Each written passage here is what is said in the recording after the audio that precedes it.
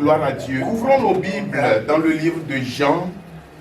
Jean chapitre 3. Nous allons lire des textes que nous connaissons pour la plupart d'entre nous parfaitement. Jean chapitre 3, nous prenons verset 1 jusqu'au verset 4. Jean 3, 1 à 4.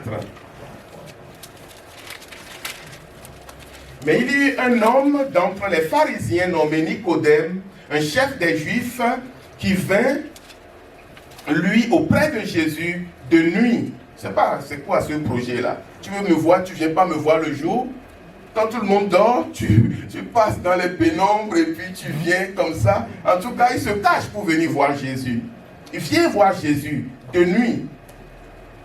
Alors, et il lui dit, Rabbi, nous savons que tu es un docteur venu de Dieu, car personne ne peut faire ces miracles que tu fais, si Dieu n'est avec lui. Jésus lui répondit, en vérité, je te le dis, si un homme ne naît de nouveau, il ne peut voir le royaume de Dieu. Nicodème lui dit, comment un homme peut-il naître quand il est vieux? Comment un homme peut-il naître quand il est déjà âgé? Peut-il rentrer dans le sein de sa mère et naître? Voilà la question que cet homme va poser à Jésus. On va lire un deuxième texte dans Luc. Nous tournons dans Luc 10. Luc chapitre 10, nous allons prendre à partir du verset 25.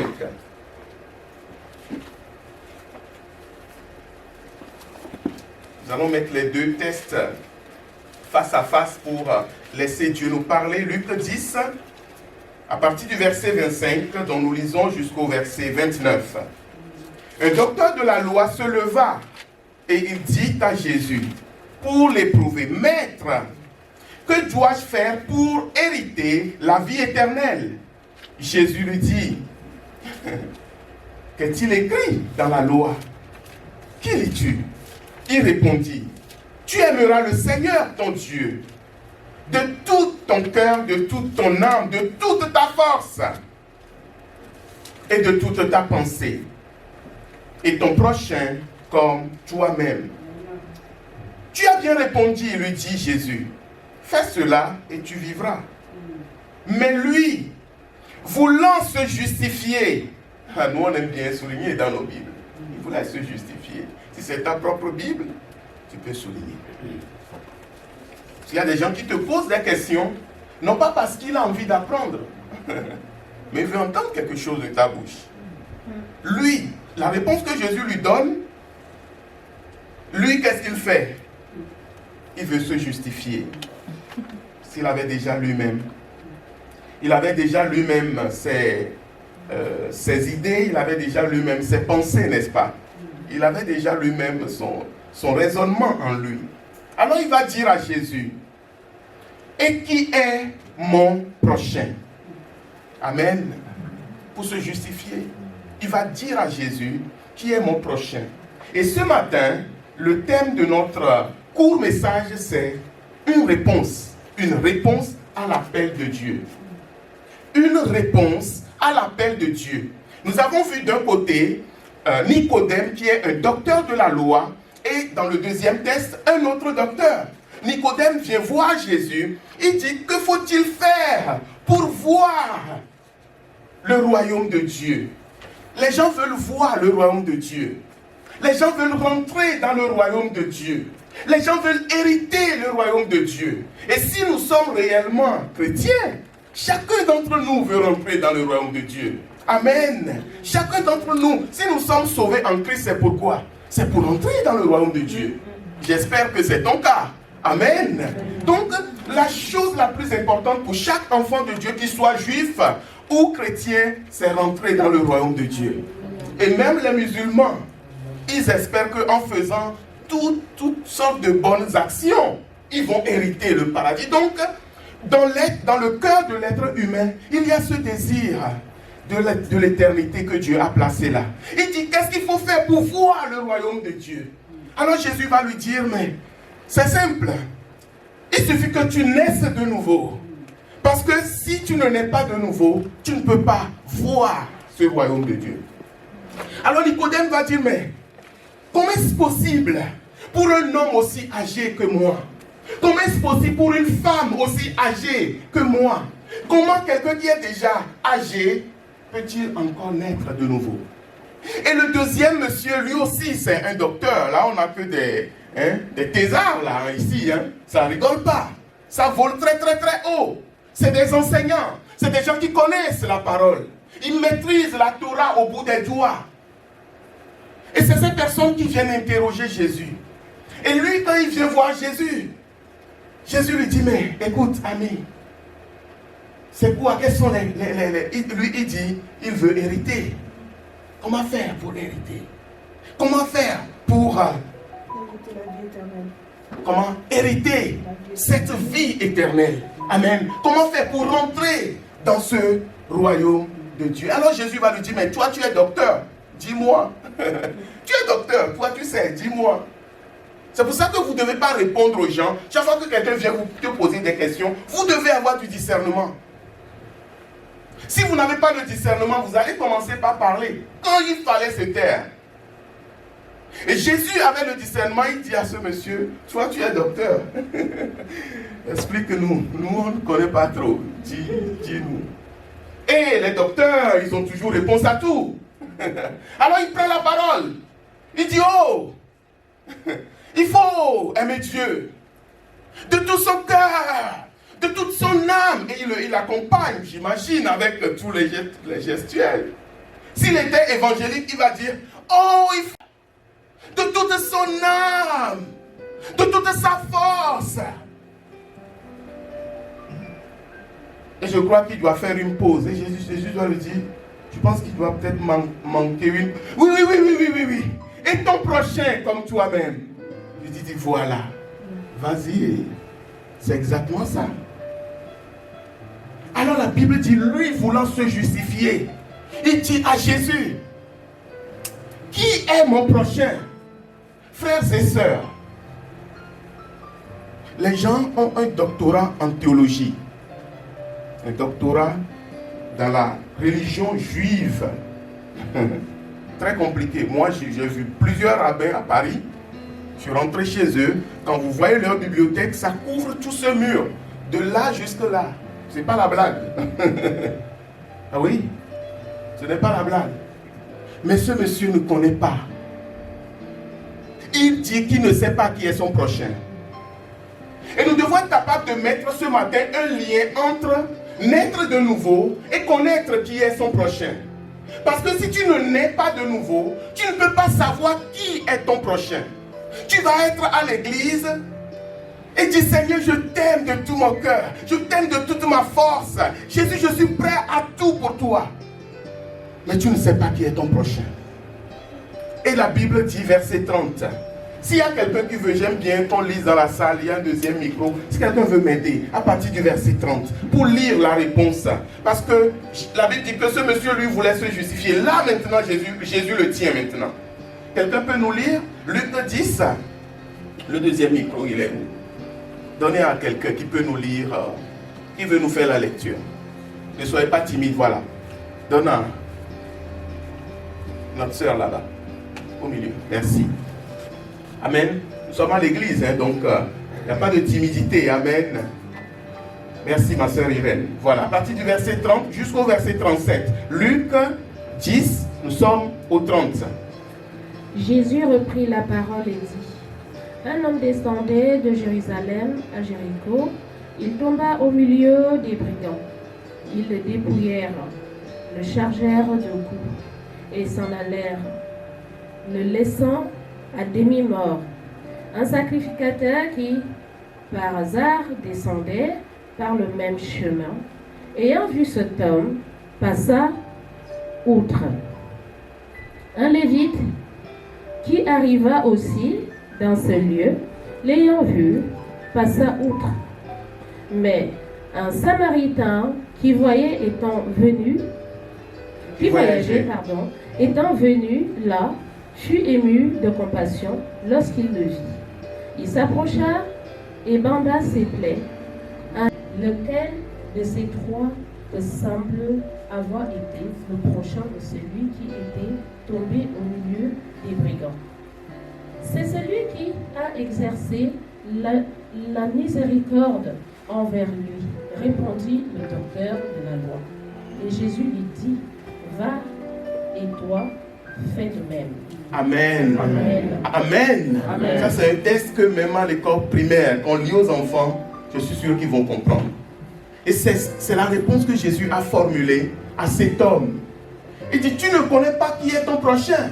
Frères et sœurs, cet homme sait très bien qui est son prochain. Mais il faisait semblant.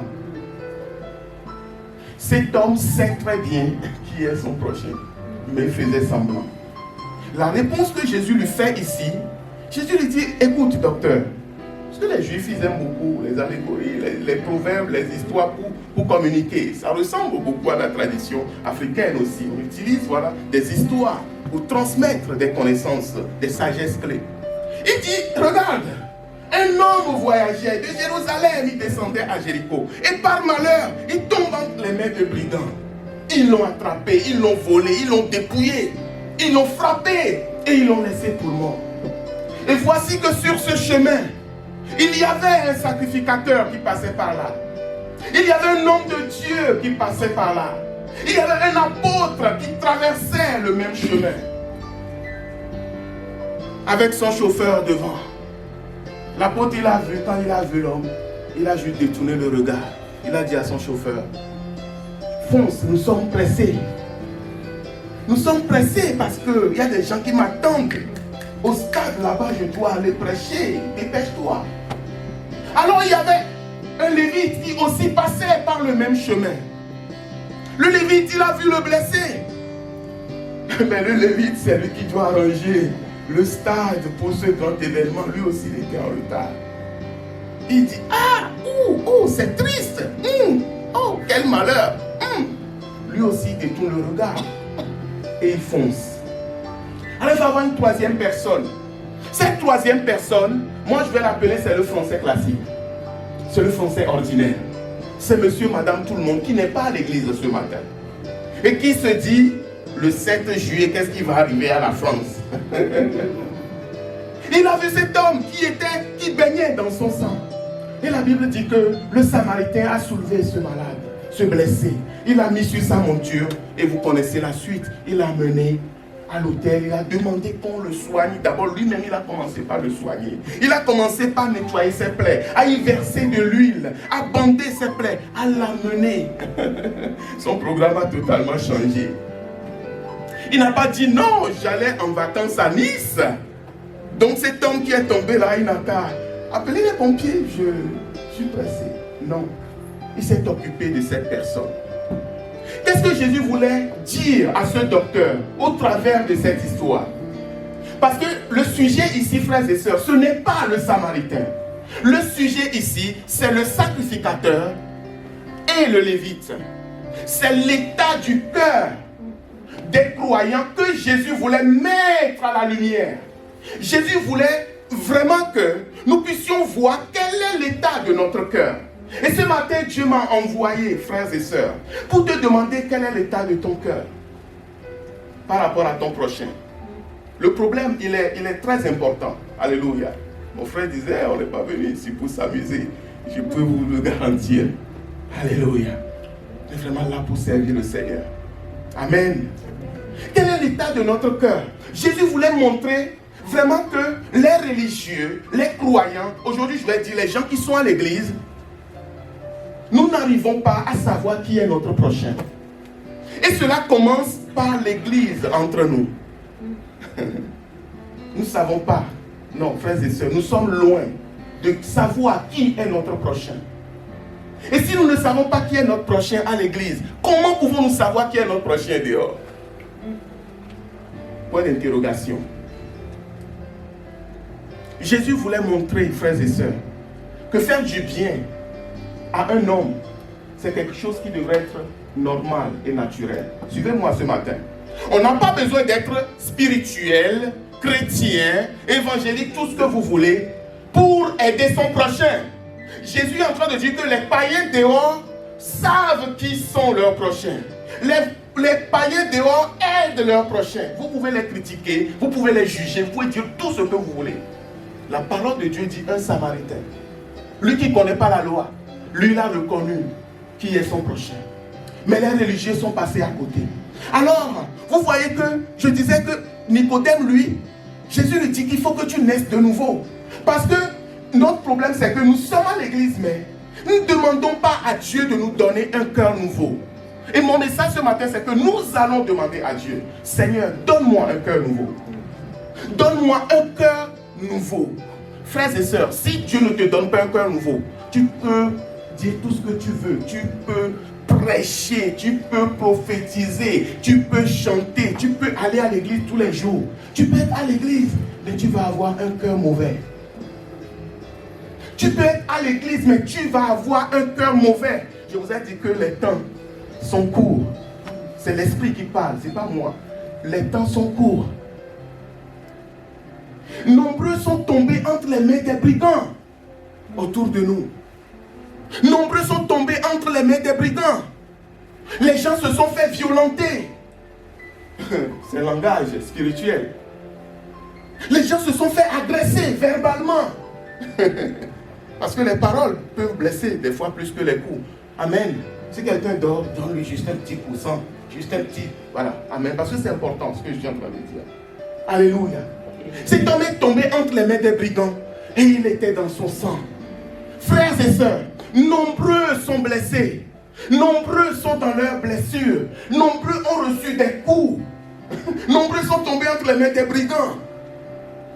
Certains même se disent pasteur, apôtre, tous les titres que vous voulez, mais malheureusement, c'est triste. J'aime pas parler de ces choses, mais c'est la vérité. Les gens disent, quelqu'un dit je vais à l'église, il va tomber entre les mains des brigands. Il va tomber entre les mains des brigands, ils vont le dépouiller.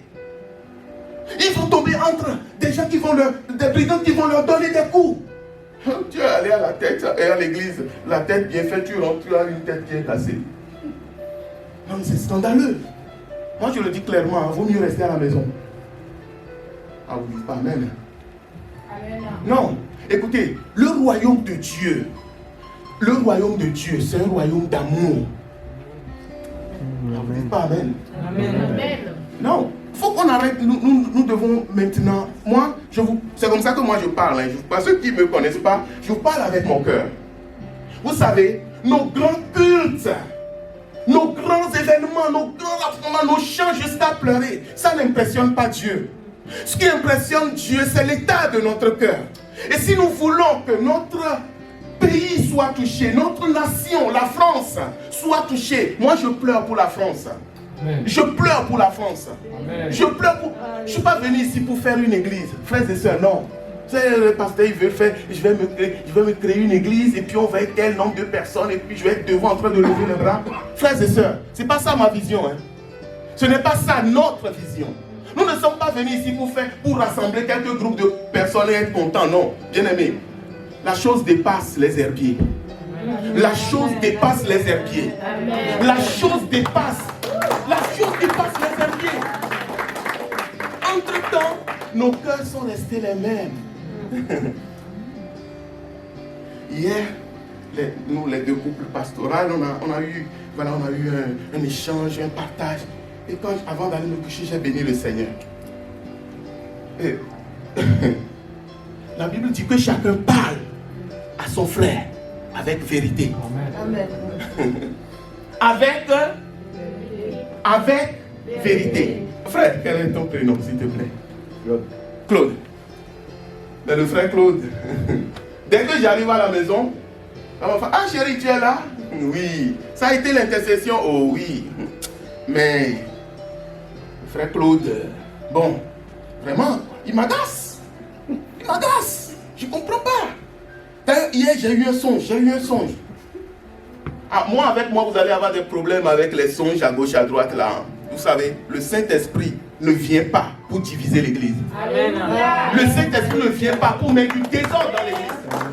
Si vous voulez avoir des visions, je vais vous dire quelle vision vous devez avoir. Priez le Seigneur, dis Seigneur, montre-moi la Vendée. qu'est-ce que nous devons faire pour gagner la Vendée? Montre-moi le pays de la loi. Qu'est-ce que nous pouvons faire pour gagner le pays de la loi? Montre-moi la jeunesse de cette région. Comment nous pouvons faire pour toucher les jeunes de cette... Montre-moi. Seigneur, il y a beaucoup d'hommes et de femmes ici, un bastion catholique. Comment nous pouvons faire pour que l'évangile puisse pénétrer les cœurs? C'est cette vision qu'il faut demander. Alléluia. Mais les visions où j'ai vu la femme du frère, dans la vision j'ai vu que son visage a bougé comme ça. Oui, et vous prenez ces choses. Non, des fois je dis au pasteur, mais pasteur, je ne comprends pas les chrétiens. C'est-à-dire que ces cauchemars, les gens vont le prendre pour la réalité. C'est un cauchemar. C'est pour ça qu'il faut rencontrer un vrai homme de Dieu qui va te dire, non frère, l'église ce n'est pas comme ça. Alléluia. Sans te juger, mais qui va t'enseigner. Et quand tu vas commencer par prier droitement, Dieu va commencer par te parler réellement. Dieu parle, hein? Amen. Oh, ne dis pas ce que je n'ai pas dit. Je dis que Dieu parle. Amen. Dieu parle, Dieu révèle des choses. Et si nous sommes là ce matin, le Seigneur nous a montré qu'il y a un cri qui monte depuis cette région. Amen. 6 ans jour pour jour, j'ai quitté cette région. Mais Dieu, qui est plus intelligent que les hommes, a voulu que mes pieds retouchent ce territoire. Amen. Il a voulu que mon pied retouche ce territoire. Nous avons entendu ces cris. Avec l'âme, nous avons entendu ces cris. Dieu a dit à Moïse, j'ai entendu le cri de mon peuple. J'ai entendu le cri de mon peuple. Est-ce que Pharaon leur fait souffrir? Dieu dit, je descendrai moi-même pour les secourir. Ce n'est pas un pasteur qui peut sauver quelqu'un. Personne, frères et sœurs. C'est Dieu qui sauve. Amen. Mais nous ne voulons être que des instruments entre ses mains pour sauver. Mais pour pouvoir être ces instruments, il faut naître de nouveau. Et ce naître de nouveau, ce n'est pas juste, j'ai donné ma vie à Jésus, je suis devenu chrétien.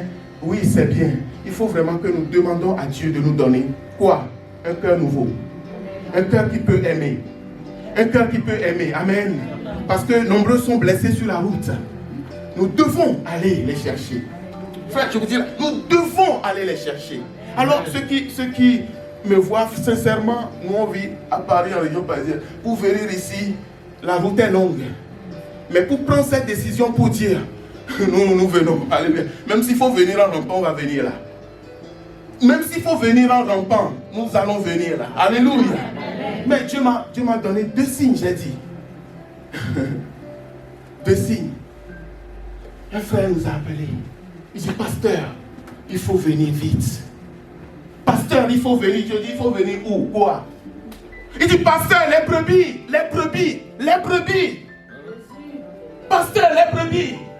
Moi, quand je parle avec des gens, chaque fois je dis, le Saint-Esprit est là, il entend tout ce que nous disons. Je ne suis pas un homme de complot ou de... Non, je n'ai pas ce temps. Il dit, les brebis. Je dis, mais prie. Ça a pris des mois. Alléluia.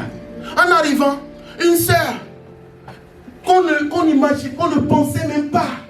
Elle appelle ma femme et dit, mais écoute Léa, quand vous allez venir, je vais vous donner un appartement pendant 1 semaine. Je vais vous donner un appartement, vous allez rester là-bas pendant 1 semaine. Comme ça, vous allez pouvoir resillonner la région, reposer le pied. Alléluia. Amen. Ah, merci ma soeur, que Dieu te bénisse. Reposer le pied sur le territoire. Ah, Seigneur. Seigneur, qu'est-ce que tu es en train de me dire? On dit, mais les bien-aimés ont dit, on va réserver l'hôtel pour tel. Un frère dit, non, dans ma maison, il y a de la place. Dans ma maison, il y a de la place. Amen. Alléluia. Ah, vous savez, quand vous rentrez dans une maison, il faut voir les mamans. C'est la femme qui a la clé de la maison. Quand tu rentres dans une maison, si tu es bien accueilli, regarde la femme. Toi-même, oui, parce que si on veut te chasser d'une maison, les femmes, elles ont leur manière de te mettre dehors.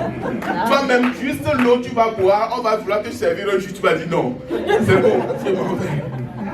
Mais la femme de la maison, elle a dit, même ici, si quelqu'un veut dormir au salon, il n'a pas dormi. Quelqu'un qui te dit ça, c'est que cette personne est accueille. Est-ce que vous voyez? Et nous nous sentons accueillis. Amen. Nous nous sentons encouragés. Amen. Vous pouvez noter Ézéchiel 16. Parce qu'on n'a pas beaucoup de temps. Nous avons la Sainte Seine Amen. Mais Ézéchiel 16, la Bible parle de Jérusalem. C'est Dieu qui parle. Ok, on va le lire rapidement et je terminerai. Ézéchiel, chapitre 16. Verset 1 jusqu'au verset 5. Saint-Esprit, aide-nous. Est-ce que vous êtes là ce matin? Amen. Oh Jésus. Gloire à ton nom, Seigneur. Ézéchiel 16. Est-ce que vous pouvez suivre avec moi? Je lis. La parole de l'Éternel me fut adressée en ces mots. Fils de l'homme, fais connaître à Jérusalem ses abominations. Tu diras, ainsi parle le Seigneur l'Éternel à Jérusalem. Par ton origine et ta naissance, tu es du pays de Canaan. Ton père était un Amoréen et ta mère une Étienne. À ta naissance, au jour où tu naquis, ton nombril n'a pas été coupé. Tu n'as pas été lavé dans l'eau pour être purifié. Tu n'as pas été frotté avec du sel. Tu n'as pas été enveloppé dans des langes. Nul n'a porté sur toi un regard de pitié pour te faire une seule de ces choses par compassion pour toi. Mais tu as été jeté dans les champs le jour de ta naissance parce qu'on avait horreur de toi. Parce qu'on avait horreur de toi. Frères et sœurs, plusieurs sont rejetés. Plusieurs sont rejetés autour de nous. Plusieurs sont jetés dans les champs comme rien du tout. Plusieurs sont malmenés. Si vous qui êtes dans les entreprises, maintenant il y a des techniques pour malmener les équipes. Ah oui, plein de techniques. Ton patron va te montrer comme s'il t'aime, mais il ne t'aime pas. C'est des techniques de management. Toi tu es chrétien, toi tu es gentil, tu ne connais pas ces choses. Nous sommes dans un monde qui est méchant, un monde qui est mauvais. La Bible dit, le méchant, il va te dire, mange et bois. Mais son cœur n'est pas avec toi. Les gens sont livrés à eux-mêmes. Ici, la Bible dit que tu baignais dans ton sang. Personne ne t'a lavé. De ta naissance, tu es lié. Mais, moi, je t'ai vu. Alléluia. Moi, je t'ai vu. Et ce que je veux, bien aimé, que nous puissions retenir, c'est que Jésus voit chacun dans ses souffrances. Amen. Jésus voit ceux qui sont livrés au péché. Je ne vais pas aller là ce matin. Parce que les gens sont dans les liens. Dans cette région, je connais bien. Les gens sont liés dans des addictions. Satan tient les gens captifs dans des péchés. Même à l'église. Vous imaginez des gens sont à l'église, ils commettent des abominations. Ah, je vous dis. Mais il y a besoin que le Seigneur transforme les vies. Il y a besoin que le Seigneur libère les vies. C'est Jésus qui libère. Ce n'est pas la prédication, entre guillemets, du pasteur. Non, bien aimé, tu peux prêcher toutes les paroles que tu veux. Tu ne peux pas changer personne. Oui, ça fait des années que je suis pasteur. Tu peux prêcher tout ce que tu veux. Tu ne peux pas. C'est Dieu qui change les vies. Amen. C'est Dieu qui transforme les vies, frères et sœurs. C'est Dieu qui brise le joug du péché. Et beaucoup baignent dans le sang du péché dans cette région. Mais nous avons besoin d'un cœur nouveau, rempli d'amour, sans jugement, sans condamnation, pour pouvoir aller vers ces personnes que tout le monde dépasse. Et quand toi tu vas aller vers lui, tu vas lui adresser la parole. Sa première réaction, ça va être: laissez-moi tranquille. Laisse-moi tranquille, il ne faut pas venir me déranger ici. Tu vas dire non, ce n'est pas comme les autres. Ce n'est pas comme les autres. C'est un amour véritable. Et quand cette personne verra tes yeux, parce que les yeux ne trompent pas, il va voir l'amour de Christ. Et c'est avec cet amour que nous allons toucher cette région. Amen. Alléluia. Oh, nous pouvons acclamer Jésus. Alors, frères et sœurs, avant de prier, nous voulons que cette église, ce n'est pas le nom qui est important, excusez-moi, non. On est ici sur non. Amen. Ne vous focalisez pas sur un nom. Les églises, les gens, ils ont des noms, la montagne du feu brûlant, machin. Ce n'est pas le nom.